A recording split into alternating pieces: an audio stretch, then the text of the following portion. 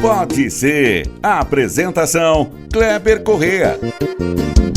Olá para você que acompanha o Pode Ser, edição número 6, a primeira edição de 2025.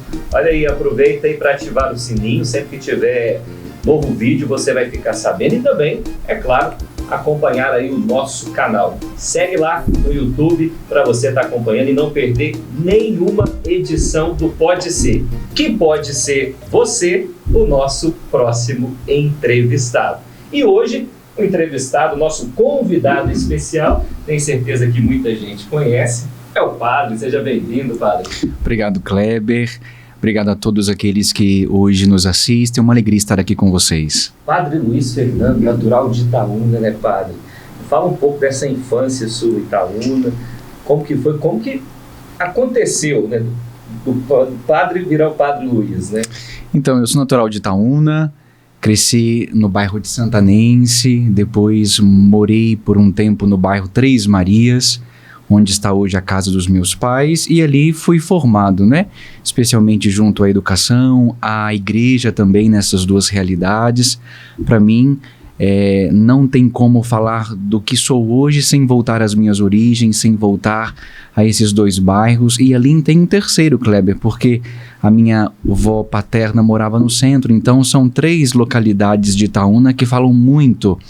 Ali a parte do centro, no entorno da Igreja do Rosário, em Itaúna, na parte ali perto do Colégio Santana, é onde meus avós paternos moravam e ficava muito também lá, especialmente junto à comunidade. Também na minha avó paterna, onde por um instante das nossas vidas nós moramos, né? Especialmente os meus pais, porque morávamos na casa da minha avó em Santanense, e depois mudamos então para o Três Marias, onde fiquei até a minha entrada no seminário, e esse caminho feito agora rumo ao ministério sacerdotal foi feito já junto à minha família na casa onde eles habitam hoje. Então, Itaúna é um berço, né? Berço de muitos padres. Hoje a maioria dos padres da Diocese de Divinópolis vem de Itaúna, né? Graças a Deus, um celeiro, né? Um berço onde brotam muitas vocações, e foi lá daquela cidade, polo da educação, né? Cidade educativa, em que eu vim e estou aqui servindo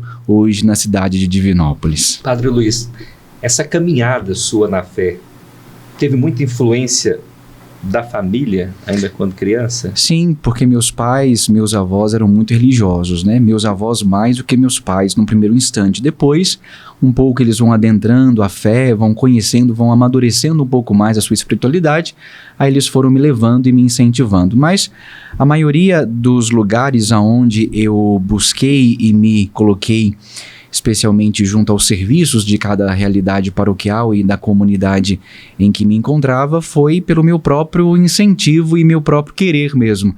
Eu era e sou muito curioso, né? Queria saber das coisas, queria conhecer, né, dos mecanismos, queria aprender. Então, eu sempre era um pouco apressado a ponto de buscar conhecer realidades, né, pedir para fazer coisas. Então, eu me identifico também como alguém muito curioso a ponto de tentar reconhecer as atividades para tentar verificar aptidões, não é? E certamente precisamos arriscar sempre. E foi eu que pedi para ser coroinha, foi eu que pedi para poder ler as leituras na missa, e um dos lugares que falam muito de mim, né, é a Rádio Santanense, onde também pedi para ajudar, porque era uma rádio comunitária da paróquia de Santanense, onde eu estava ali ajudando nas pastorais, e também me arrisquei um dia a pedir a alguém que naquele momento era um dos diretores para poder fazer uma experiência e ajudar, lugar onde eu também fui presente durante alguns anos da minha vida. Padre, pesquisando aí, né, procurando saber um pouco da sua história. Por enquanto tá tranquilo, viu, gente? Eu acho que muita gente não sabe disso. Eu não sei se o senhor já compartilhou isso com os fiéis durante a missa, mas o senhor enfrentou a gagueira quando criança? Sim. Mesmo? Meu pai, ele tem um problema, né, de dicção, então eu herdei isso um pouco dele, porque como a gente convivia, né, um pouco junto, especialmente nos momentos, né, de vivência familiar, até entrar para o seminário. Esse foi algumas das dificuldades que enfrentei. E até quando falo disso, é uma questão bastante delicada, porque especialmente quando éramos um pouco menores, no período da infância, não existia a palavra bullying, né? Como a gente conhece hoje. Antigamente, os xingamentos, né, as zoações eram muito mais incisivas e não tinha nenhum limite para isso nas escolas, né? Não sei se você se recorda do seu tempo escolar, mas nós não tínhamos muitas indicações sobre esse perigo que hoje ainda acontece, porque algum defeito de alguém pode fazer com que ele se iniba, ele se esconda, ele tenha medo. Então, o problema da gagueira, ele me deixou um pouco meio que fechado, e até compartilhei isso agora nos meus 2 anos de padre numa pregação aqui no Santuário de Nossa Senhora Aparecida, porque às vezes os nossos defeitos, eles são mecanismos para reconhecer alguma virtude, algum projeto de Deus para a nossa vida. E eu me assusto porque, né, Deus foi me concedendo essa possibilidade de criar mecanismos e ser ajudado por pessoas para que eu pudesse ir melhorando nesta questão, a ponto de hoje eu conseguir falar em público sem medo, porque quando estava no meu período escolar, o falar, né, o apresentar trabalhos, né, ter de estar na frente de pessoas ali, era muito difícil, porque quando você já tem o certo nervosismo de estar na frente, ainda aquele problema, né, aquela indicação que você pode ali travar ou gaguejar, isso gera um certo bloqueio. Então, por muitas vezes eu fiquei bloqueado na apresentação de trabalhos, mas ao longo do tempo, e não tenho dúvidas que também com a graça de Deus, eu fui conseguindo lidar com essa dificuldade a ponto de hoje ser um padre, né, coisa que seria impossível se fôssemos ver isso somente por esse defeito, que depois, com os trabalhos e também com a graça de Deus e com certeza com a ajuda de muitas pessoas, eu fui me ajudando, né, a me libertar e criar mecanismos para falar hoje em público e celebrar uma missa hoje com 500 pessoas no santuário, né, que hoje o nosso templo ele comporta mais ou menos esse número, e sem ter aquele medo e aquela sensação de estar ali bloqueado e com aquela insegurança, né? Claro que insegurança todos nós temos, como você no seu trabalho, quando a gente enfrenta uma coisa nova, nós nos colocamos em uma certa ansiedade, mas aquele medo inicial e aquele bloqueio de não fazer isso, graças a Deus, eu me libertei desse sentimento. Hoje o senhor está na paróquia de Nossa Senhora Aparecida, né? Uma grande paróquia aqui de Divinópolis, inclusive vários padres já passaram por lá, entre eles o padre Christian, Dom José Carlos. E é uma paróquia assim que, principalmente na festa de Nossa Senhora, eu acho que é a paróquia que recebe mais fiéis em Divinópolis, né? Então uma responsabilidade muito grande. E você é um padre jovem ainda, né? E já ganhou essa responsabilidade de estar à frente dessa paróquia. Então, é um presente, mas ao mesmo tempo uma responsabilidade, porque um lugar com grande afluxo de fiéis, você tem ali pessoas de muitas realidades, pessoas de diferentes lugares e com realidades pessoais, humanas, totalmente diversas. Temos pessoas que vêm do bairro central, temos pessoas que vêm de vários bairros periféricos, temos pessoas que vêm de outras cidades para poder celebrar conosco. Então, uma realidade de público muito diversa e que nos traz uma grande responsabilidade, primeiro porque é um santuário diocesano, né? Se nós formos ver hoje a nossa cidade, especialmente no âmbito religioso, a festa de Nossa Senhora Aparecida é a maior festa religiosa do município e da redondeza. Esse ano chegamos à marca de 100 mil pessoas passando pelo santuário. Isso nós contabilizamos por conta das hóstias que nós fazemos ali a distribuição. E um marco, né? Fora as pessoas que não comungaram, né? Que vão participar. Então tem mais ainda, né? Então, nós ficamos muito felizes porque nós percebemos que está retornando, né, esse desejo, essa espiritualidade que foi perdida um pouco pela pandemia. Não sei se você percebeu isso também. um pouco do esfriamento humano, religioso neste tempo, né, de bastante dificuldade, mas agora, graças a Deus, e também com um certo lugar, né, de divulgação ampla do Evangelho a partir das redes sociais, as pessoas têm despertado o interesse de voltar e fazer a experiência comunitária da fé, que é muito importante, né? Nós sabemos que a fé, ela é uma experiência pessoal, eu creio, né? Mas ela passa também pelo nós cremos. Eu preciso compartilhar desta mesma fé com aqueles dos quais também eu tenho contato, e esse contato humano e fraterno me ajuda a fortalecer ainda mais a minha espiritualidade.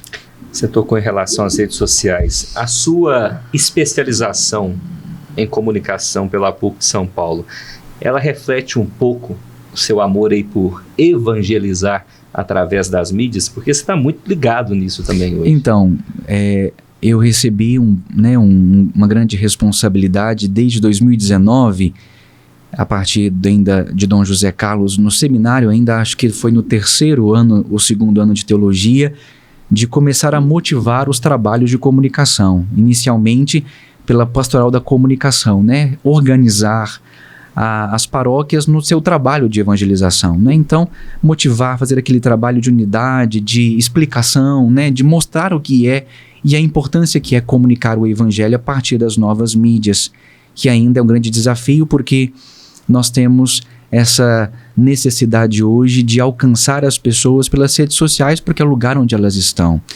E nós sabemos que as redes sociais são um lugar muito especial do qual as pessoas têm contato todos os dias. As pessoas veem Instagram, as pessoas veem o Facebook, fazem, né, os seus contatos através do WhatsApp, e hoje tantas novas mídias que surgem aí a cada minuto, que possibilitam uma comunicação ainda mais próxima e diversa. Então, esse lugar e essa responsabilidade é um desafio, porque nós temos todas as pessoas ali naquele espaço. Não somente católicas, mas evangélicas, mas pessoas que também não têm fé e não professam nenhuma, ali se encontram. E nós temos a capacidade de, nesses lugares, despertar alguém para a consciência de Deus e da fé. Então, é uma grande responsabilidade, porque temos que ter aquela responsabilidade de sermos fiéis ao Evangelho. Não podemos faltar a essa responsabilidade de sermos fiéis às palavras de Jesus, porque há muitas pessoas aí que pregam, mas distorcem a palavra ao seu bel prazer, distorcem o Evangelho, distorcem tantas realidades para que acessem as pessoas e, de uma certa maneira, não tragam com fidelidade as palavras do Senhor, né? É claro que todos nós podemos evangelizar da nossa forma, mas há alguns que não utilizam da forma correta. Então, a nossa unidade e a nossa fidelidade ao Evangelho, e depois a fidelidade à igreja. Nós somos e pertencemos a uma igreja e precisamos falar dela, porque ali é a nossa casa, ali onde recebemos os ensinamentos e ali onde bebemos da fé. Então, não estar ligado também à igreja é um perigo muito grande, especialmente nós comunicadores católicos, porque é aqui que nós bebemos, porque nós não criamos a fé, nós não criamos doutrina, mas nós bebemos dela para replicar e repassar de uma forma mais direta, mais objetiva, mais comunicativa, para acessar as pessoas no seu tempo e na sua história, né? A grande tarefa é atualizar o Evangelho e também a doutrina para que chegue com qualidade e direcionada às pessoas dos tempos de hoje, porque as palavras mudam, o jeito de comunicar muda, e isso é um grande desafio, acredito eu, nesses tempos de hoje. Mas, como você disse, esse amor pela comunicação, ele nasce desde pequeno, né? E aqui, trazendo um pouco a minha infância, eu brincava de missa na casa dos meus avós, da minha casa, e eu só começava e celebrava a missa por brincadeira quando eu organizava o som que eu tinha. Eu tinha microfone, eu tinha o aparelho de som do meu avô, da minha avó, que me foi dados para que eu pudesse brincar de missa. Você reunia o pessoal ali? Eu reunia, mas era minha irmã que era, eu pegava ela para Cristo, então ela que me ajudava, ela que era o coral, a leitora, ela que fazia tudo e eu era só o padre. Então minha irmã, ela também foi uma das protagonistas desses momentos de brincadeira, porque ela era quem me ajudava a preparar e era aquela pessoa que estava ali para sintonizar os trabalhos todos da missa, porque eu gostava de celebrar e gostava tudo de uma realidade muito bem feita, organizada, e ela era quem sofria muito porque ela tinha que fazer as coisas todas. Então, sempre antes de começar a missa, eu fazia o ajuste do som. Então, por isso, até as pessoas brincam hoje no santuário, nas placas que eu passei, que eu sou o padre chato do som, viu? Porque eu gosto muito, né, de um som bem equalizado. Eu penso que não é somente a igreja e as outras coisas que precisam estar, né, numa organização, mas o som, porque a palavra, ela é comunicada pela voz, pelo som, e quando isso chega com qualidade ao ouvido dos fiéis, isso tem uma fecundidade enorme, porque a fé, ela é passada pela comunicação, né? Nós escutamos a fé e bebemos da fé a partir do testemunho, isso a partir da voz, e o som numa igreja, como também num show, como também em tantos espaços com grande aglomeração de pessoas, ele é necessário, né? E um som bem equalizado, isso ajuda muito a comunicação. Um som chiado, por exemplo, se esse o som que nós estávamos ou estamos, né, falando hoje tivesse com algum problema, as pessoas iriam, de uma certa maneira, ficar incomodadas. Então eu sou muito chato com isso, quando dá microfonia, quando tem um problema, eu fico com uma cara bem fechada, porque eu não gosto. Não é só uma imagem bonita. Não é, né? Só uma imagem não bonita. Adianta, né? Aí o primeiro Pode Ser de 2025, recebendo o Padre Luiz Fernando. E padre, quando eu comentei com alguns amigos que eu ia entrevistar o Padre Luiz, eu sempre comento, ó, quem que é o próximo episódio? Eu falo, o próximo vai ser o Padre Luiz Fernando. Mesmo? Você faz uma pergunta para ele? Eu falei, faço. Qual que é a pergunta, né? Mas falei assim, depende, viu? Deixa eu analisar essa pergunta. Não, essa pode fazer. Padre, me perguntaram o seguinte, para perguntar para o senhor. Quando você, né, os padres estão estudando, né, para formar padre, eles perguntaram o seguinte, né, porque o padre, ele tem uma maneira de falar, né, ele tem uma impostação diferente da voz. Isso faz parte também da formação? Então, nós temos dentro do estudo, né, junto à teologia e à filosofia, alguns seminários, alguns workshops que nos falam sobre a importância de comunicar com qualidade, não é?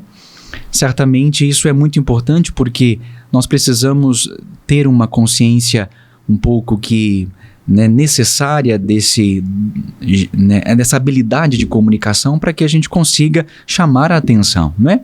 E desde os tempos filosóficos existe uma disciplina chamada retórica e oratória. Então, de uma certa maneira, nós somos mergulhados em alguns conhecimentos destes para que a gente possa entender que a comunicação é feita, mas ela é feita com alguns requisitos e habilidades que, se usados, ajudam ainda mais a pessoa ela adentrar naquilo que você está falando, ela poder ser conectada naquela mensagem que você está tentando levar ao coração dela. Não é uma comunicação, vamos dizer assim, somente ligada a habilidade, mas nós contamos também com a graça de Deus, não é? Porque nós falamos não uma comunicação ou ensinamento que é algo normal, mas nós comunicamos alguém, uma pessoa, nós comunicamos Jesus Cristo. Então, além da comunicação, ela ter habilidades, nós contamos com a graça de Deus que fecunda a nossa voz para que chegue no coração das pessoas aquela fé, aquele ensinamento que de fato conforta, anima e ajuda as pessoas a entenderem um pouco mais sobre Jesus Cristo e serem animadas nas suas dificuldades a partir da dinâmica da fé e da esperança. E olha, tem mais uma pergunta, viu, que o pessoal está reunido lá, hein? Depois nós vamos querer saber quem são essas pessoas. Depois eu vou contar, hein? Ó, primeiro, gente, aqui não é vinho, não, é suco de uva. Viu? Eu queria saber mesmo se era vinho, mas não é não. Então vamos. Então, tem relação com isso a pergunta, hein? Perguntaram o seguinte, olha, pergunta pro Padre Luiz Fernando se realmente é vinho ou é suco de uva. E se esse vinho, ele é o mesmo servido em todas as paróquias. Então, o vinho usado na celebração eucarística é um vinho especial, chamado canônico.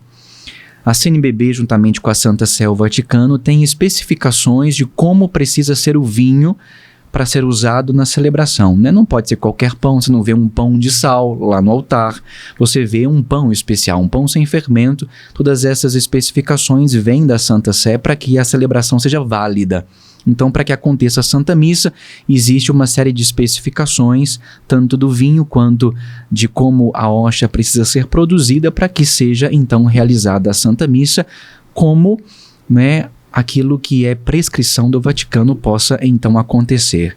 É claro que existem outros ritos, mas o rito católico romano, ele tem essas especificações e o vinho, então, ele é especial para a celebração, né? Existe um rótulo do vinho que chama canônico. Então, esse é o vinho que nós utilizamos para celebrações. Algumas especificações de vinho são sem álcool devido a algumas dificuldades de certos sacerdotes, e aí tem que ter uma licença especial. Então tem também, então, sem álcool. Existem alguns, mas com uma licença especial do bispo devido a algum problema que algum sacerdote possa ter. Mas as especificações do vinho são sempre com álcool, porque é uma bebida, e esta bebida também tem esse registro alcoólico, porque foi esse o utensílio, o objeto que Cristo também utilizou na última ceia, o vinho, né? O vinho normal, mas que agora tem umas especificações, porque nós temos diversas qualidades e especificações de vinho no mundo inteiro. Então, a igreja ela reserva essa qualidade para que a gente possa seguir aquele rito como foi prescrito pela Santa Igreja. Respondeu sua pergunta, né?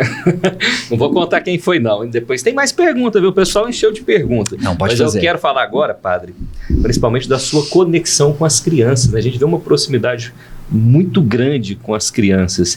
E essa interação, ela é muito bonita. E ela não traz só as crianças para a igreja, ela traz toda a família, né? Isso é fundamental. Eu acho que a evangelização das crianças é algo muito importante, porque você sabe, nós precisamos despertar nas crianças o desejo do sagrado. Se nós não fizermos isso, elas se perdem, elas não conhecem esse mistério. Hoje as crianças elas estão tendo uma noção e um conhecimento maior desde a mais tenra idade. Né? Nós éramos, quando éramos crianças, muito bobos, não sei se você se lembra disso, nós éramos muito ingênuos. Hoje as crianças, elas perdem, vamos dizer assim, um pouco desta consciência, né, da ingenuidade e da pureza um pouco mais cedo do que a gente. Até muito cedo. Até muito cedo, né? E é claro que isso por diversas questões que não precisamos tocar aqui. Mas se isso é uma realidade, um risco do mundo, nós também temos a beleza do sagrado e que precisamos deixar nas crianças como um presente, né? É claro que nós não vamos obrigar ninguém, nós não vamos, né, fazer com que ninguém seja obrigado a participar ou a viver a fé, mas nós apresentamos, né? E certamente o processo evangelizador das crianças é justamente esse, apresentar, mostrar as realidades do céu. Por isso que eu sempre brinco com os pais quando eu presido o batismo, os pais, né, os padrinhos, necessidade de, desde a mais tenra idade, trazer as crianças para a igreja. Porque se elas não se ambientarem nesse espaço, não se conectarem com esse lugar, muito dificilmente mais tarde elas terão esse gosto, né? Isso parte dos pais. Nós precisamos contar com os pais, com esse compromisso, né, religioso dos pais de trazerem as crianças para que elas comecem a entender o que é Deus, o que é o sagrado. E não sei se você se recorda ou já viu também algumas crianças, quando elas veem alguma realidade do céu, elas apontam papai do céu, mamãe do céu, né, fazem aquele olhar, né, e é muito importante que isso aconteça para, desde a mais tenra idade, eles entenderem que existe uma presença que os envolve, e essa presença sobrenatural de Deus que nos faz sermos levados para o nosso destino, para o projeto que Ele mesmo quis projetar e nos colocar diante da nossa existência. Então, essa presença, essa conexão com as crianças é muito importante, porque nós precisamos tocar o coração delas, nós precisamos mostrá-las que ali também é um lugar interessante, bonito para a vida, e consequentemente trazemos os seus pais, porque onde as crianças querem, elas vão pedir, e pedindo para vir à igreja, os pais também as trazem, e com certeza também tem um processo de reevangelização, né? Porque hoje nós vemos claramente que no início do seu percurso vivencial e eclesial, eles tiveram um processo de catequese, fizeram a sua primeira comunhão, mas muitos se afastaram. Muitos pais se afastaram devido a compromissos, também a realidades, e de uma certa maneira esmoreceram, né? A fé foi enfraquecida.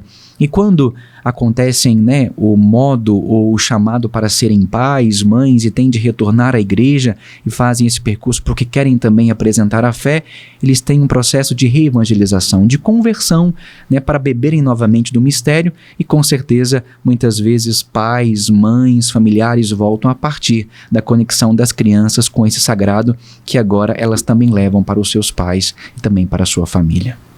Como que o senhor vê, né, como fosse entre aspas, né, os padres celebridades?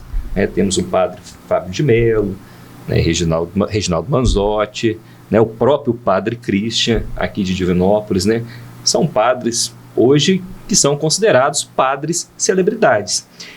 Na sua opinião, esses padres, eles têm um papel importante e têm na mão uma ferramenta grande que é a comunicação para trazer mais fiéis para a Igreja Católica hoje, e eles podem fazer isso através do que eles têm hoje conquistado? Com certeza, né? Cada padre tem um dom especial, né? Há padres que têm o dom de aconselhamento, há padres que têm o dom da música, há padres que têm o dom de ensinar, não é? Cada padre, ele traz um dom e um talento próprio da sua vivência, da sua espiritualidade.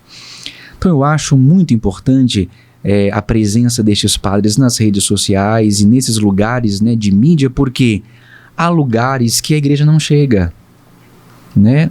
Há lugares onde os padres não chegam, há realidades ainda que a igreja não consegue chegar, e às vezes a palavra de um padre, a música de um padre, a pregação de um padre através de uma rede social pode chegar a realidades das quais nós não conhecemos e pode despertar a fé e o conhecimento de Deus de pessoas que às vezes nem souberam de Deus e são tocadas por uma palavra a partir de um mecanismo evangelizador através das mídias digitais. Então, é claro que tudo tem o seu lugar, né? Por exemplo, nada equipara a Santa Missa, mas uma pregação pode levar alguém a participar da missa, né? As pregações, as músicas podem tocar alguém para vivenciar a fé junto à comunidade. Eu acho muito importante o papel, né, dos padres de hoje de tentar levar a comunicação um pouco mais próxima, né, não tanto rebuscada, mas uma comunicação próxima, direta, e vemos isso, né? Padre Christian faz pregações muito belas, com histórias, né, que tocam as pessoas. Padre Reginaldo, com seu programa de rádio, aconselha as pessoas, né, fazem aqueles aconselhamentos diretos, incisivos. Temos também o Padre Fábio, que é um belíssimo escritor, cantor também. Então, isso cativa, né? Recentemente eu fui no show do Padre Fábio de Mello lá em Belo Horizonte e emocionei também, porque são palavras que vão tocar a nossa alma e nos despertam para viver a fé e entender que a fé passa pela humanidade, pelo ser humano, a fé passa pelo nosso jeito humano também de compreender e viver a espiritualidade. Amigo e querido, foi assim que o Padre Reginaldo Manzotti, né, te chamou recentemente, né? Foi mesmo. E você recebeu essas palavras do Padre Reginaldo. Então, estivemos juntos lá em Carmo do Cajuru, no último dia em que ele veio fazer o lançamento do livro junto à paróquia de Nossa Senhora do Líbano, um momento muito especial, né, de evangelização, em que esse grande irmão faz, né, especialmente andando pelo país todo. Certamente, nós precisamos cultivar uma amizade entre nós padres. Nós não somos rivais, nós não somos competidores, nós não tentamos brigar por nada. Não tem nenhum né? Não tem isso. Aparecer mais que o outro, né? Nós queremos somar, né? Cada um com seu trabalho, existe lugar para todos, nós temos o nosso lugar, temos a nossa responsabilidade, precisamos dar conta disso, né? Ele foi chamado a exercer a evangelização no âmbito um pouco maior do que o nosso. Nós temos uma paróquia, nós estamos dentro de uma diocese e ele abrange tantas rádios, tantas cidades, o país inteiro com a sua comunicação. Isso é um dom e um presente, não é? A igreja, graças a Deus, a partir desse ano a CNBB tem um trabalho muito bonito de organizar o trabalho desses padres comunicadores, não é? Foi o primeiro ano que a CNBB reuniu todos os padres que trabalham com comunicação para formarem um grupo de estudo, de conversa e de trabalhos. Então a igreja também entende que todos os padres comunicadores que estão nas mídias são de fato instrumentos eficazes para a comunicação do evangelho. Às vezes um padre ele vai fazer esta proximidade de alguém com Cristo a partir de uma história, de um livro, de uma música. Então isso é extremamente importante e creio que é isso que conta, nós sabermos ver as qualidades dos outros, né? Nós precisamos reconhecer as nossas, mas também precisamos ver as qualidades dos outros, porque todos nós temos. O importante é saber que eu posso crescer com o outro. Quantas coisas eu já não aprendi com o Padre Cristian, com o Padre Reginaldo, com o Padre Fábio. A gente vai somando, nós somos uma construção, né? Nós somos uma coisa de retalhos. O padre que eu sou hoje não foi criado do nada, mas foi vendo o Padre Zezinho, foi vendo o Padre Marcelo, foi vendo os padres das paróquias que eu passei e pude ajudar, os padres que eu tive contato. Eu sou padre hoje vendo e trazendo coisas e qualidades e jeitos de todos os padres que eu pude espelhar e trazer também para a corte de retalhos que eu sou hoje. Não tem jeito, né? Eu sou uma miscelagem de muitos padres que eu ainda convivo, né? Como hoje o Monsenhor Pedro, que eu trabalho com ele, 36 anos de padre, um homem muito sábio, muito inteligente, né? Já tem experiência de muitos anos, ficou 23 anos em Tapecerica sendo padre, então hoje ele é o nosso vigário forâneo. Eu sou muito feliz de trabalhar com ele, um coração enorme, e creio que também aprendo com ele a ser ainda mais dócil, mais humano, né?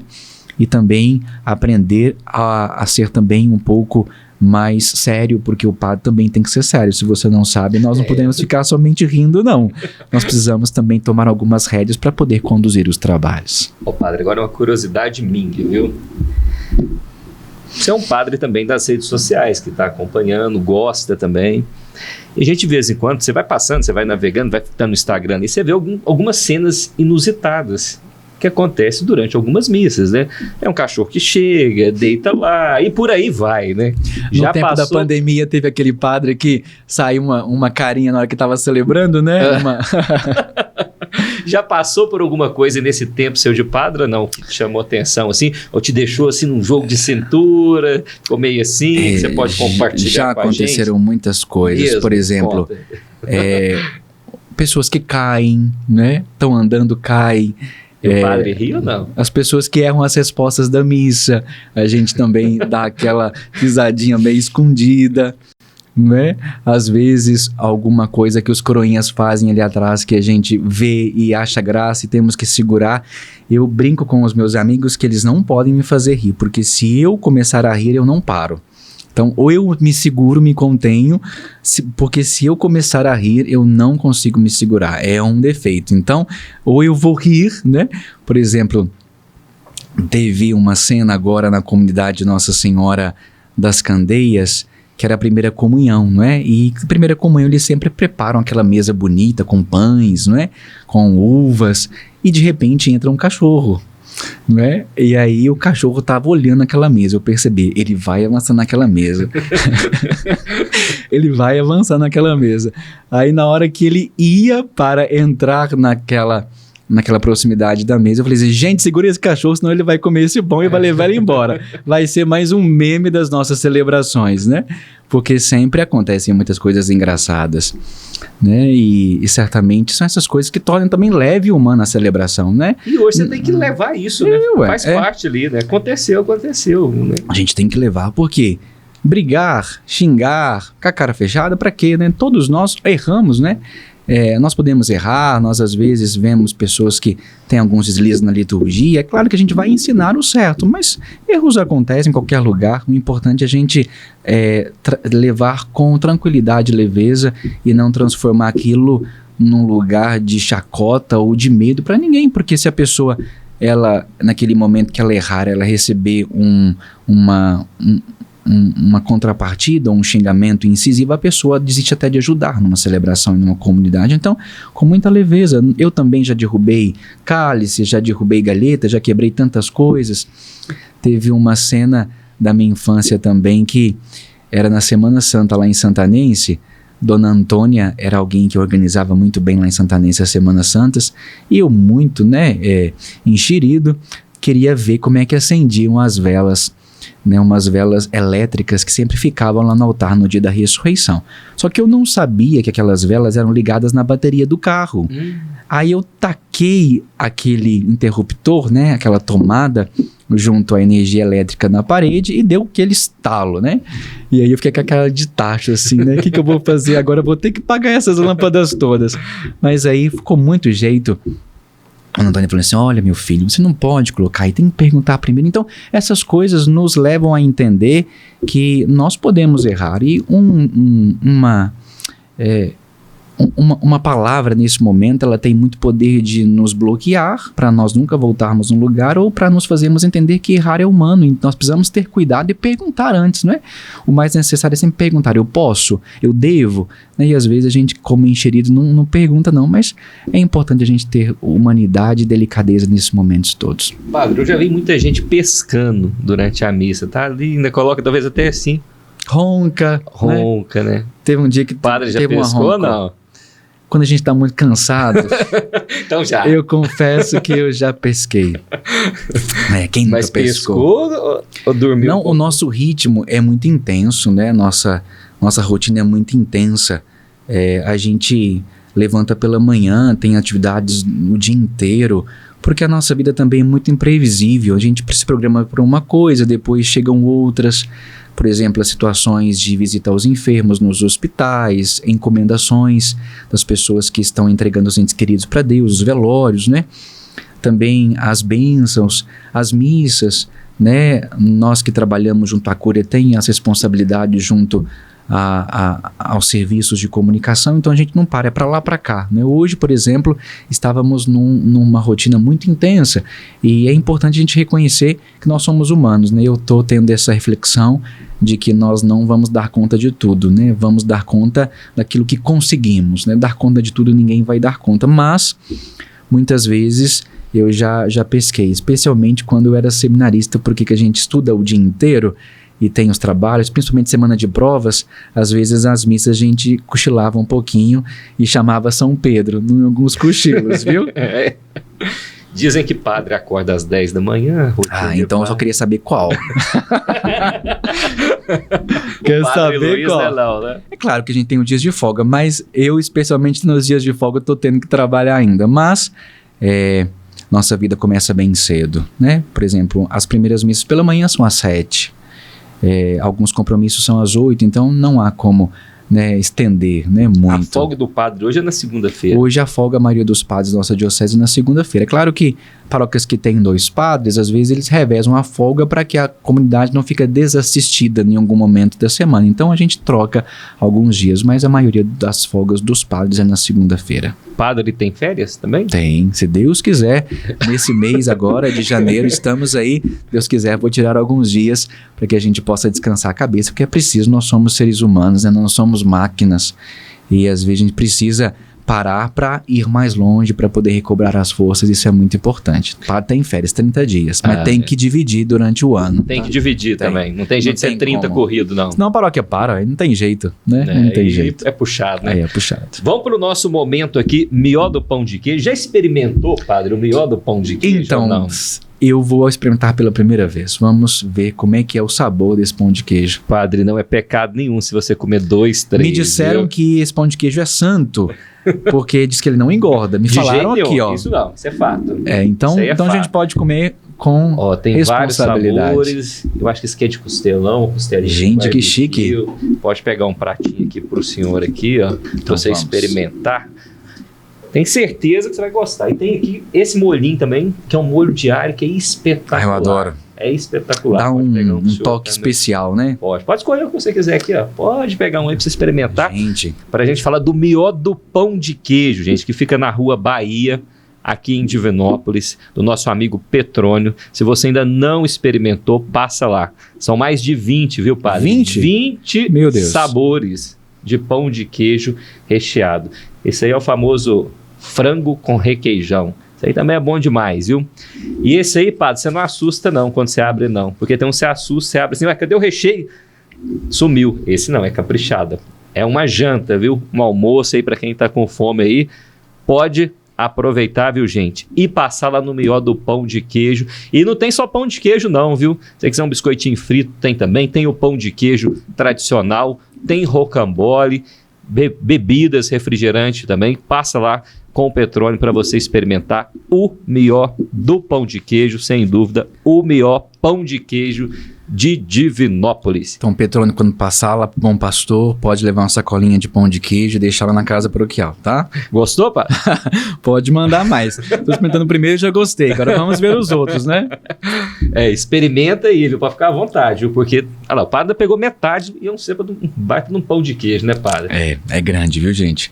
Então, temos que ir com jeito, né? Porque senão né? a gente não extrapola demais, né? Temos que ter, porque padre, se a gente escutar muito, né? Nós que vamos fazer muitas visitas nas casas, as pessoas gostam que os padres tomam um padre café. Come muito ou não? Porque tem época Tem um ditado que a pessoa comeu igual um padre, né? Então, tem isso, né? Mas agora a gente tem que dosar, né? Porque a saúde, ela é importante também, né? Então a gente tem que comer aqui um pouquinho ali, né? Ter a responsabilidade da dieta, porque senão a barriga ela vai sendo aumentada, não é? Então temos que ter um pouquinho de responsabilidade. O padre Luiz é amante de academia. Eu sou também. desde a minha juventude. Mesmo? Amo muito o esporte e creio que é um lugar onde nós conseguimos ter um bem-estar, né? Termos uma qualidade de vida, especialmente nós que temos uma rotina muito intensa. A atividade física é importante para a gente poder relaxar um pouco, a gente poder trazer um pouco mais de calma, né, de centralidade. Eu gosto muito de exercícios físicos. Desde os meus 15 anos eu já pratico a musculação. Claro que a gente tá, né, aqueles momentos que a gente dá uma relaxada, né, que a gente sai. Fim de ano, por exemplo, início de ano. Mas agora eu tô um pouquinho mais firme, graças a Deus, né. Nosso personal lá tá pegando o pé mesmo pra gente poder conseguir manter a dieta e também os exercícios. O projeto 2025 é um projeto fitness? Não, já estava em 2024, né? Eu até compartilhei no meu Instagram, graças a Deus que eu cheguei a um dos meus objetivos, que foi reduzir um pouco o peso. Eu tava bem cheio, a cara bem rechonchuda, graças a Deus no final desse ano eu consegui abaixar um pouquinho o peso e chegar no meu percentual necessário, graças a Deus. Só fechar na boca também, não tem jeito, né? Mas um pão de queijo desse não tem jeito de você recusar, né? Um dia, né? Uma vez por semana. Começo do ano, a gente tá, né, começando o projeto, então ainda dá um tempinho, período de férias, a gente consegue ainda domar um pouquinho a dieta, né? Padre, queria que você falasse da importância e da relação dos jovens na igreja. A gente tem visto que houve um afastamento, mas a gente está vendo que está chegando novamente os jovens, né? Parece que deu uma distanciada, mas a gente está revendo essa reaproximação. E ela é importante demais, né? Essa presença dos jovens. Então, né, eu acredito que seja um pouco pela pandemia, também um reflexo muito grande, mas também do próprio processo de emancipação dos jovens, né? Os jovens têm muitas perguntas, os jovens têm muitas indagações, têm muitas dúvidas, querem fazer muitas experiências. Então o processo e o período de juventude e de adolescência é um período que desperta muitos mecanismos, né? E muitos desejos. Então o jovem ele está aberto a muitas possibilidades, né? Eu creio que num processo evangelizador da juventude nós não podemos favorecer com que ela seja de uma forma agressiva ou de colocar medo nas pessoas, né, como acontece por diversas vezes, mas trazer uma mensagem equilibrada, humana da pessoa de Jesus Cristo. Porque nós somente vamos fazer a experiência com Cristo quando nós compreendermos que Ele quer se fazer próximo a nós. Independentemente do nosso estado, da nossa condição, o Senhor nos espera para fazermos essa abertura de coração e de vida. E também no jovem nós temos que esperar um pouco essa abertura, né, para que a gente possa se achegar. O jovem nós não podemos se achegar de uma hora para outra, nós temos que fazer ali um processo de conhecimento, né, de despertar, e assim nesse processo, né, de várias etapas, né, e de pausas e de mudanças, nós vamos colocando ali sementes importantes de evangelização e esse processo é feito, né, em várias etapas da vida.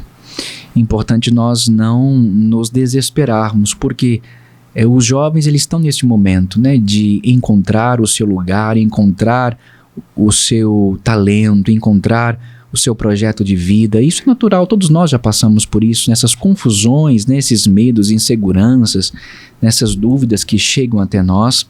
Então, esse processo natural do ser humano, mas que, se nós ficarmos próximos, eu acredito que a evangelização com a juventude é estar próximo dela, mostrar que Cristo está do lado, Ele é quem potencializa, quem nos guia, quem nos protege, quem nos leva para onde precisamos ir. E certamente essa proximidade com os jovens é o caminho de evangelização, né? Especialmente uma comunicação leve, uma comunicação jovial, especialmente do testemunho de próprios jovens que falam a outros jovens. Eu creio que isso também é espetacular, porque um jovem que fez a experiência consegue falar a linguagem de outro jovem. Então, os grupos de jovens, o EJC, o EAC, né, o Getsemane, TLC, tantos grupos, né, o Cursilho, tantos mecanismos e grupos de jovens, eles tentam falar a linguagem do jovem, atualizando o evangelho e as palavras de Cristo para a linguagem de hoje dos jovens, não é que é uma comunicação que a todo momento está em movimento, porque nós já não somos tão jovens assim. Existem jovens, né, na sua adolescência, na sua juventude, que trazem outros conhecimentos, outras linguagens. Nós precisamos favorecer com que isso seja cada vez mais atualizado para uma comunicação direta com eles. Padre, eu gosto de fazer alguns desafios. Ai, Jesus. Para os entrevistados aqui. Quando é cantor, eu falo uma música aqui, ele tem que cantar, tocar. Bebe uma água aqui. Bebe aí. Hoje a gente temos recebendo aqui o Padre Luiz. Se você tivesse 1 minuto e 30, tempo limite, para você falar naquela câmera ali, com os jovens, e tentar convencer um grupo de jovens que Jesus, o caminho da igreja é o caminho correto, o que você falaria para esses jovens dentro de 1 minuto e meio naquela câmera ali? Meu Deus! O que eu falaria para os jovens? Vamos pensar. Qual seria a sua mensagem para tentar convencer aquele grupo de jovens que está acompanhando, que está ali, está afastado da igreja, mas não, eu vou falar com você isso, e vai levar aquela pessoa, aquele grupo a refletir. Primeiro que ninguém está afastado de Cristo, né? Por mais que nós tentemos ou nos afastemos dele, Deus não desiste de nós. E creio que é essa a mensagem principal que queria deixar, né? Se fosse falar aos jovens, essa mensagem de proximidade de Cristo com cada jovem. Porque se algo nós precisamos cultivar na vida é uma vivência de proximidade com Deus para que nós sejamos verdadeiramente felizes. Em meio às dúvidas, aos desafios da nossa vida, Cristo sempre está ao nosso lado, nos dando sinais da sua presença e nos conduzindo para onde precisamos ir. Quando nós vivenciamos a espiritualidade, quando nós buscamos a Cristo, nós temos a certeza desta completude, deste vazio que muitas vezes nós queremos saciar e não sabemos onde. E quando encontramos e fazemos a nossa experiência com Cristo, Deus preenche a nossa vida de sentido e de beleza. E quando nós encontramos Jesus Cristo, isso transforma a nossa vida a ponto de nós entendermos que nós viemos ao mundo com um propósito, com um chamado e com uma vocação. Ninguém vem ao mundo de qualquer jeito ou somente por vontade dos pais, mas nós viemos ao mundo porque Deus quis que nós viéssemos a este mundo. E quando nós entendemos que somos amados e queridos por Deus, que fomos, levados à existência porque Deus quis algo de nós, nós entendemos que temos que responder a uma direção da nossa vida. E Cristo quer nos fazer abrir o coração para entendermos que nós temos um lugar no projeto de Deus. Nós temos um lugar querido e é somente nosso para que o projeto de Deus ganhe vida, beleza e significado. Quantas pessoas dependem de uma abertura de coração nossa ao projeto, à fé? Quantas pessoas podem ser tocadas, podem ser levadas a serem felizes verdadeiramente a partir da nossa abertura, do nosso testemunho para com Cristo? Então, se hoje fôssemos dirigir a um jovem que está disperso, que está desanimado, eu iria o convidar a fazer uma experiência verdadeira com o Senhor.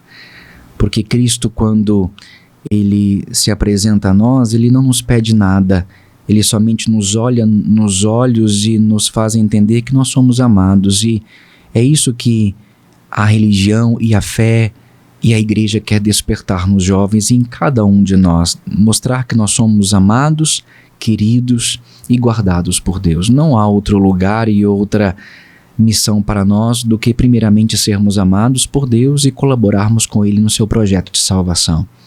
Não há quem seja melhor ou pior, há quem se abre mais. E sinceramente é isso que verdadeiramente conta, porque quando nós entendemos quem é Deus, nós nos compartilhamos da certeza de que Ele vai nos levar para onde precisamos ir. Os nossos sonhos, os nossos projetos já estão todos guardados no coração de Deus. Nós não precisamos ter medo, mas sim nos lançar verdadeiramente nesse caminho, porque junto de Deus não há erro. Junto de Deus nós podemos confiar certamente de que nós estamos sendo conduzidos para onde precisamos ir. E sinceramente, para esses jovens e para nós também, essa certeza de que mesmo que hoje não estejamos como deveríamos estar, Deus nos espera para, junto conosco, nos levar para os nossos projetos, para os nossos sonhos e estes que estão também no seu coração e no projeto que Ele tem para a nossa vida. Para aqueles casais, né, que passaram pelo matrimônio, vivem o matrimônio e não estão vivendo um momento assim tão bom, né? Fizeram as juras, fizeram os comprometimentos diante a Deus e aquilo parece que esfriou. Muitos casais vivem isso hoje e muitos casais não falam disso, não querem conversar sobre isso. O que você diria para essas pessoas? Todos nós somos humanos, né? E todos nós temos nossos altos e baixos como pessoa e também nos nossos lugares de responsabilidade e de compromissos. É muito importante, Kleber, que nós entendamos que nenhum relacionamento vai ser perfeito, né? Todos os relacionamentos têm problemas, né? Têm arestas a serem ajustadas. O mais importante diante disso tudo e dessas crises é entender que as crises somente serão resolvidas com a ajuda dos dois.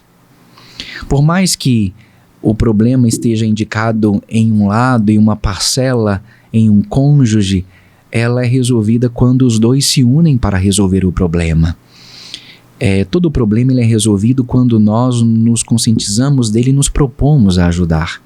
E quando um casal passa por uma crise, é necessário que os dois sentem e possam juntos conversar, porque o problema não é somente de um, mas é dos dois. O relacionamento não é só do marido ou da esposa, mas ele é composto de esse conjunto, esse elo formado naquela sacramentalidade do matrimônio. É muito importante que as crises sejam vividas com muita maturidade, entendendo que são processos naturais, né, de instabilidade, porque nós vamos mudando, né? Cada etapa da nossa vida, nós temos crises, né? A crise dos 30, dos 40, dos 50, e consequentemente, essas mudanças, né, especialmente de cada um, influenciam também no relacionamento com aquele ou aquela que você escolhe para que partilhe da sua existência. É muito importante essa consciência de que nós vamos ter momentos de instabilidade e é muito importante que esta instabilidade seja levada com maturidade para que os dois consigam conversar, dialogar e propor caminhos de mudança. E isso merece o esforço e comprometimento de ambas as partes, porque se você ama alguém, você vai querer que aquele alguém se torne melhor, né, para você e também para ele próprio. Nós nos relacionamos porque queremos fazer bem a outra pessoa e esperamos que a outra pessoa também nos faça feliz.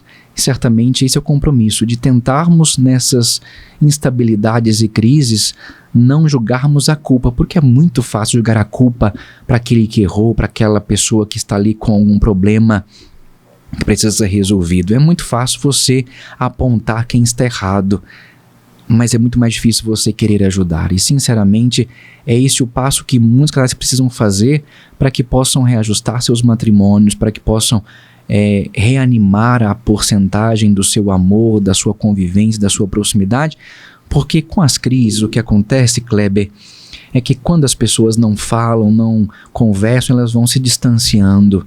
E aqui está o grande perigo. Quanto mais distante, mais difícil de conversa, mais difícil de apontar realidades, ter uma conversa franca. Quando a gente se afasta, a gente não se comunica como deveríamos comunicar. Por exemplo, quando você está distante de alguém, que você tem que fazer? Gritar. A pessoa não escuta no tom da sua voz. Então, muitas vezes, comunicações se tornam muitas vezes delicadas e problemáticas porque você não conversa, não comunica como você precisa comunicar, e ali há interferência de outras coisas. Na comunicação, você sabe, se nós não comunicamos diretamente, né, se há influências e riscos nessa própria comunicação direta, ainda mais nas comunicações virtuais e também numa comunicação, né, de um homem e de uma mulher, aquele ou aquela que você escolhe para relacionar-se, se você não tem essa proximidade, né, e a liberdade de falar de tudo, de apontar, né, com muita caridade os erros, né, os pormenores, você não cresce, não leva aquele relacionamento também a se tornar mais maduro e mais forte, porque quando nós temos a liberdade de ser quem somos, é aí que o relacionamento cresce, porque eu não preciso ter medo daquela pessoa, eu confio nela, eu sei que ela vai me ajudar, eu posso mostrar a minha pior parte, que eu sei que aquela pessoa, ela vai me ajudar a me tornar melhor. E amar de verdade, confiar, ser fiel é você mostrar o todo que você é, sabendo que aquela pessoa, ela vai também dar o melhor de si para te ajudar, porque como no relacionamento existe esta complementariedade, aquele ou aquela que você confia, que você partilha da sua existência, com certeza não há outra atitude do que te ajudar e te estender a mão para te favorecer um pouco de carinho, de atenção, para que você possa melhorar e transformar muitas coisas que ele precisam de um recomeço, de uma conversão, de um ajuste. Padre Luiz, a palavra perdão, ela é uma palavra muito forte. Muito forte. Eu te perdoo. E essa palavra perdão, eu te perdoo, ela parece que está muito da boca para fora, né? Não existe aquele, não, te perdoo, mas não existe o perdão verdadeiro ali. Não, você está perdoado. Está muito da boca para te perdoo, e isso parece que vai virando uma bola de neve ali, porque não existiu de fato aquele perdão. Isso o senhor tem observado também? Então, perdoar não é uma tarefa fácil. Nós somos seres que guardamos muita mágoa, muito ressentimento, preferimos guardar do que falar. E esse é o grande perigo, porque quando nós guardamos, nós fazemos com que coisas que poderiam ter sido resolvidas no momento pontual que aconteceram ficam se transformando de fato numa bola de neve a ponto de atrapalhar nossas relações, virar isso um certo trauma a ponto de nos bloquear em outras instâncias da nossa vida. Perdoar é um ato de coragem e um ato de fé. Ato de coragem porque você precisa se reconhecer também humano.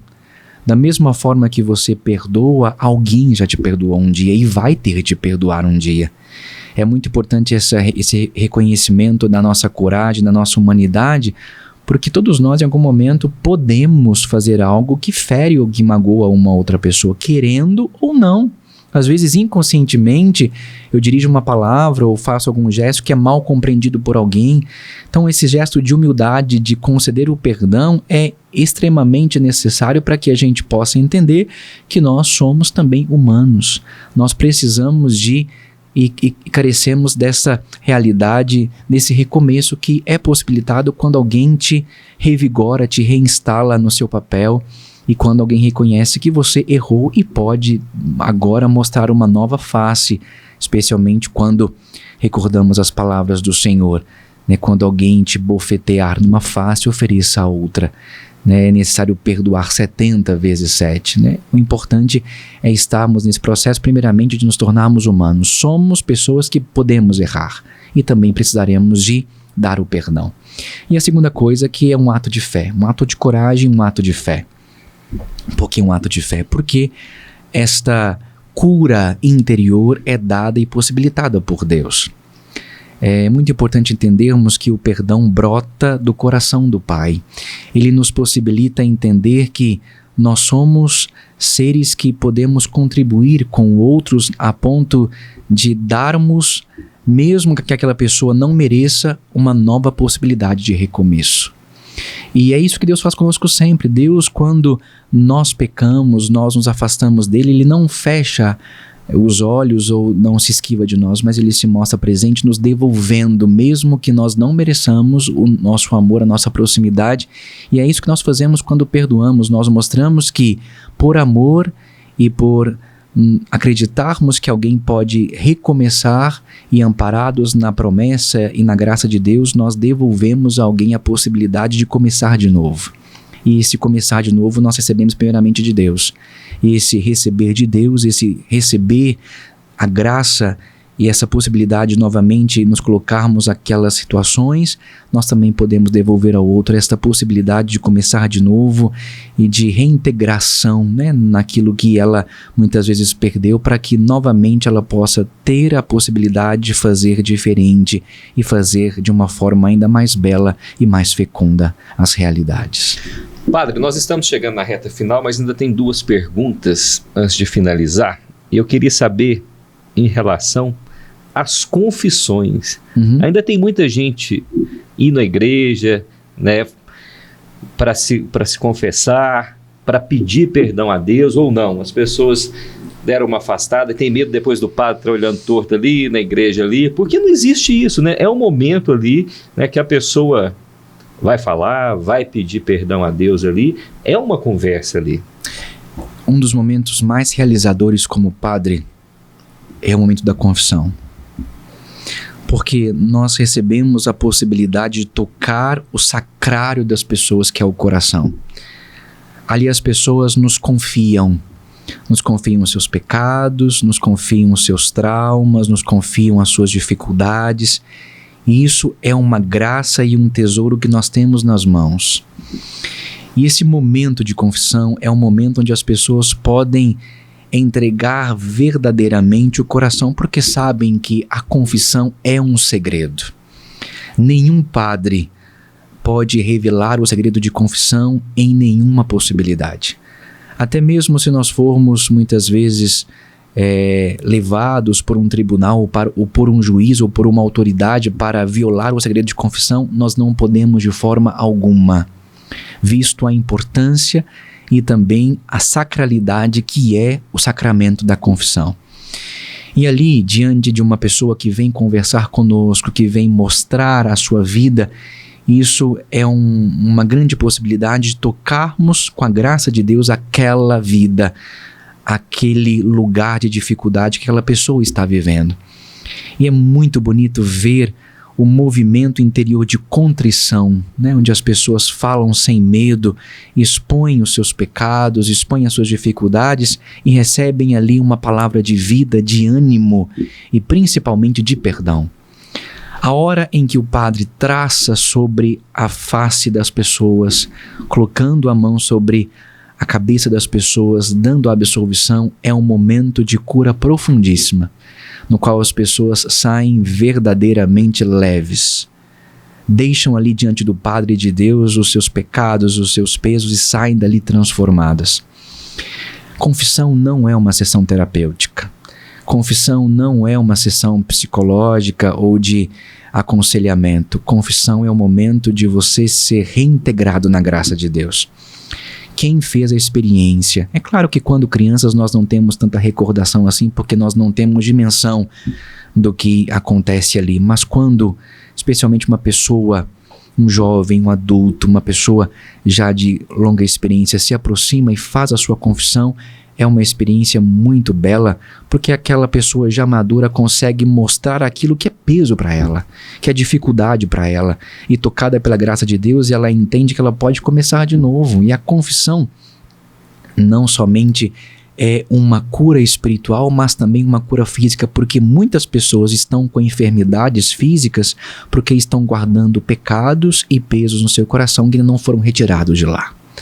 Então, muitas vezes nós já escutamos pessoas que são curadas, não é? Que não precisam mais tomar remédios, que não precisam muitas vezes ligar-se com outras realidades, porque o que era necessário era verdadeiramente tirar isso, esse peso do coração e da vida, e isso fazem quando entregam para Deus e recebem esse perdão dado do coração do Pai.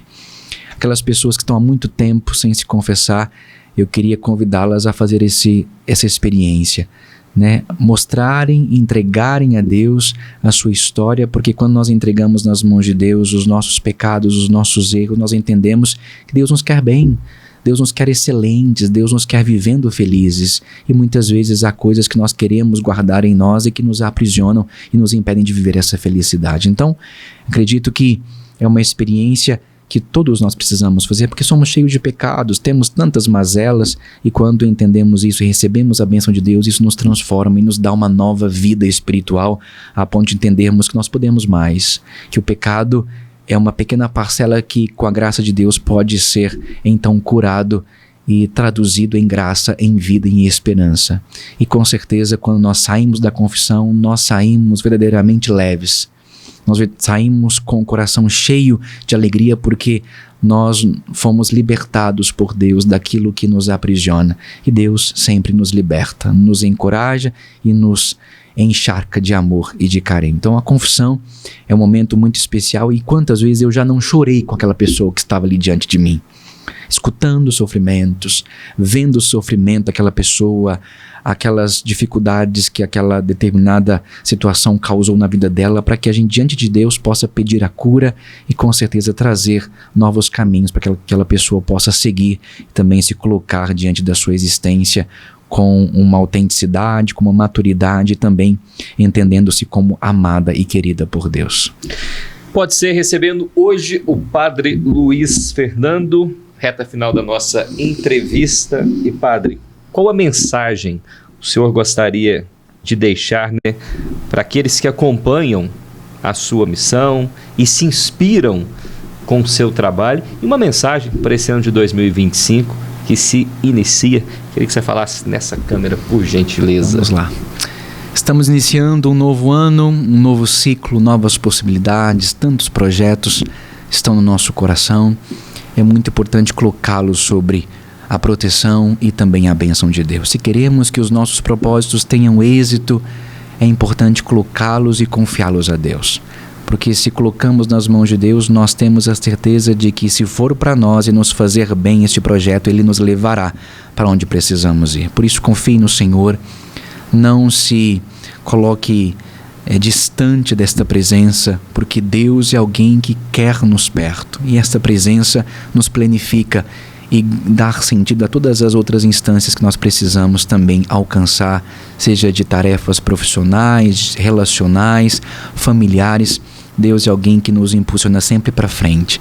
Por isso eu queria que você confiasse sempre na providência de Deus, na presença de Deus, especialmente no início deste ano, confiando a Ele os seus projetos e também os seus sonhos. E principalmente é muito importante que nós também façamos a nossa parte, não é, Kleber?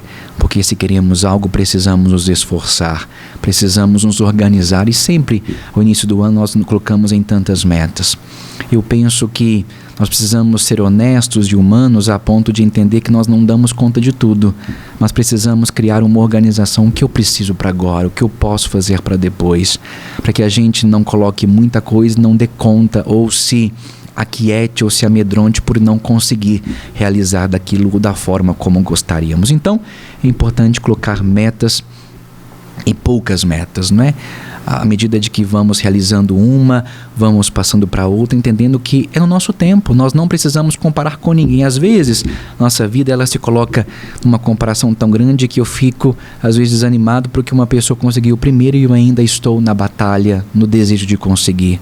Quantas vezes a nossa comparação ela nos faz muitas vezes desanimados para que possamos alcançar. O importante é entender que todos nós temos o nosso tempo, todos nós temos a possibilidade de alcançar os nossos sonhos, desde que nos coloquemos com fidelidade e principalmente com a maturidade necessária para nos organizarmos, para batalharmos. Como é importante e belo nós batalharmos pelos nossos sonhos. Quando nós conquistamos aquele determinado objetivo, parece que aquilo nos enche de beleza e de felicidade, porque nós conquistamos pelos nossos próprios méritos, com a nossa própria força de vontade, aquilo que tanto desejamos, especialmente com o caminho e a bênção que recebemos de Deus.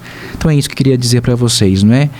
Tenham sonhos, se aproximem de Deus, tenham coragem, entendam o seu tempo, porque certamente é isso que nos faz alcançar sempre os nossos objetivos, quando entendemos que somos uma pessoa que está em busca, né? E essa busca nos leva a alcançar estes e vários outros sonhos ao longo da nossa vida e dos outros anos que vão se seguir, se assim Deus nos permitir. É isso aí, confie em você mesmo, hein?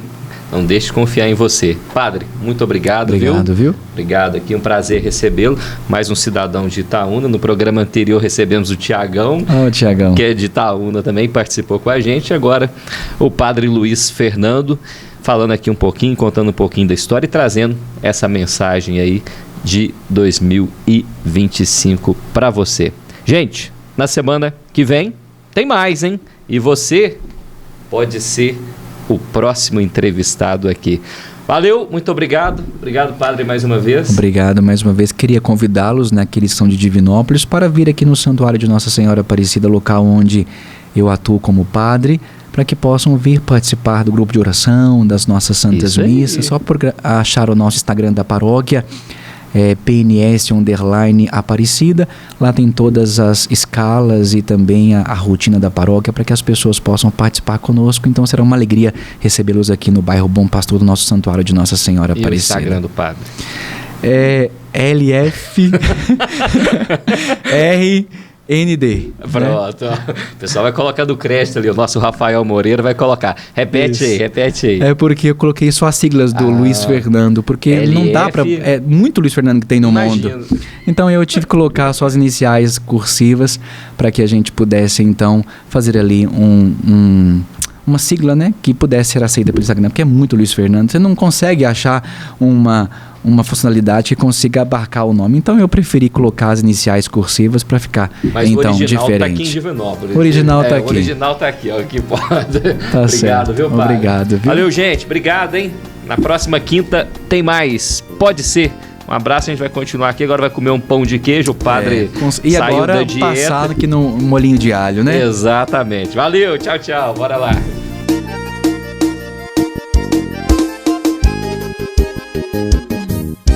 Pode ser. Realização. Estúdio Aperte o REC. Apoio X5 Educação.